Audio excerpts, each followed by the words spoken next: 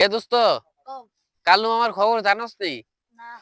কালু আমার শালা হেদিনকে এক বিয়ার আজকে এক মজার খাও খাইলাম রে।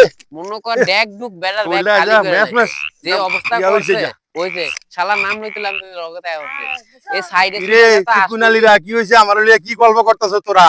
ওই দি হ্যাঁ পেটটা বানাইছো হ্যাঁ। পেটটা মাইসে ড্যাগ ডুক খালি করে লাও সাইডে সুইডে ইয়া হ্যাঁ। করে লাও কি অবস্থা করে লাইছো তুই তোর বেড়া এটা কি কস না কস তোরা কিছু বললাম না। বেড়া হেদিকে বিয়ার দাওয়াতের ভিতরে দেশ সুস্থ মুরগির রুচি খেলাইছি বেড়া।